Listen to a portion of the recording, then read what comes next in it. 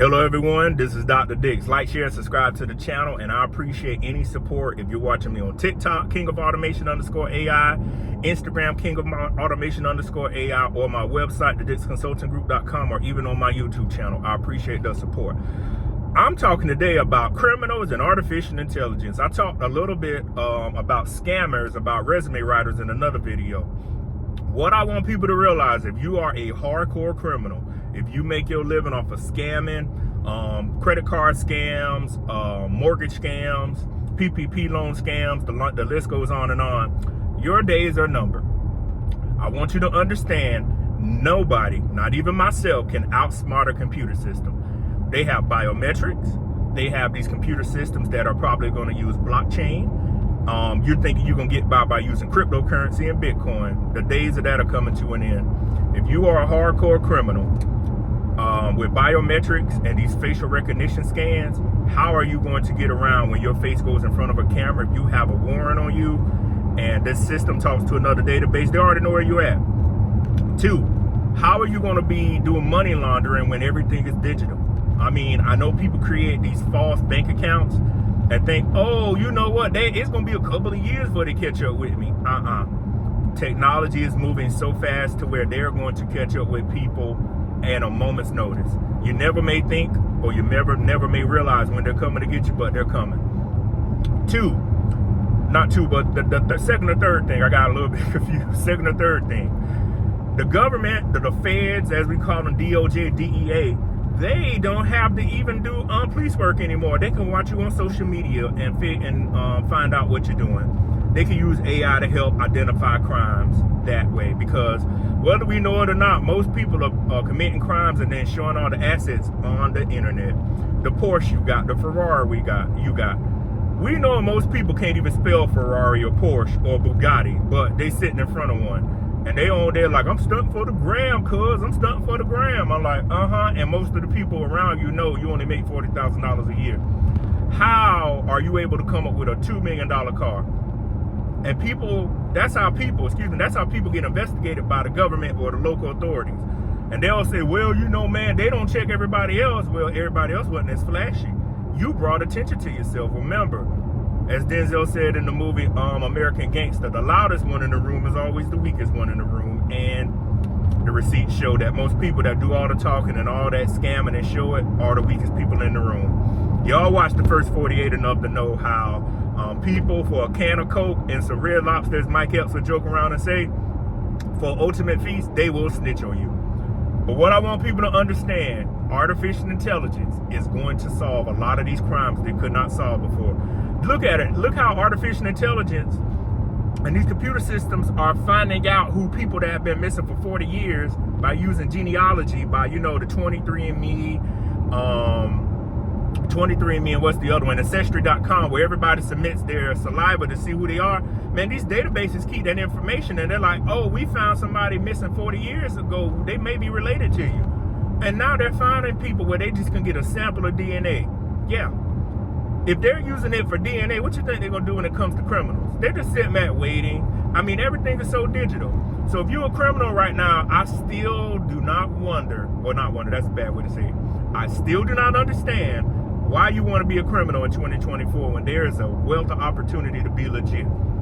I don't know if it's because you don't want to work or you think you're going to get by on the system. I can tell you from firsthand experience, the things I see with technology blows my mind away, and I'm a researcher. How are you going to get around a computer system that can check a database in 5 to 10 minutes, if that, to see if you have a warrant? Interpol, International Police Organization. Everybody traveling overseas with warrants on them. These computer systems and these cameras going to catch your image. What's going to happen? You're not going to know it. You're going to get off the plane because they know you're on there and the plane landed. You over there like, man, I'm about to go overseas, have me some fun, male or female. You get there, you see a bunch of cops. They grab you, check your ID and say, oh yeah, we got a warrant for you. And you're like, how did they know that? It's called facial recognition, artificial intelligence, and biometrics, the wave of the future. You're going to start to see more missing people that have committed crimes and been on the run for 25 years. Oh, they're about to catch them. And then somebody going to be like, well, why did they take them so long? Technology has to catch up with the rest of the world, and it is doing that. What I want people to understand is it's going to make some problems. It's going to have problems. It's not going to always be perfect, but 95% of the time it's going to be accurate. And you're going to have people out here thinking, well, I committed a crime 10 years ago. They ain't going to catch up with me. Warrants never die out. Whether you know it or not, you're going to slip up. They're going to run your social or some fingerprints and be like, you got a warrant for 15 years ago in South Carolina. You over here in Washington State. We're going to see if they want to pick you up on it. Whether the state of South Carolina comes to get you and you waive extradition is however you and the state handle it, but you gonna be sitting in jail. I'm gonna just say it all broken English. You gonna be sitting in that county jail or federal holding cell, wherever you at. But what I want people to understand, you are not gonna get around computer systems. It's slowly happening. Look at many of these crimes they're starting to solve. I mentioned this a little while ago. You think you're going to create a false bank account, take people money, scam them out of money for 10 years before you could have got away with that for 10 years. Man, those days are coming to an end. And if they haven't got you by now and you commit those kind of crimes, I will be nervous. Computer systems check everything. Hell, they even run your credit to get lights in your name now. So what make you think you're going to get around committing crimes and committing fraud? Like, man, they ain't going to catch up with me, Patrick, man. The county and the town you live in, they too poor for that. They too poor for that, but the state of South Carolina got the money. And if the state of South Carolina can get more federal funding to lock people up to put them in jail to get more money, they will do that. They'll have a company come give them the technology for free to say, hey, use this for a year. If you catch all the criminals, if you can catch up to 500 people, we'll give it to you for free.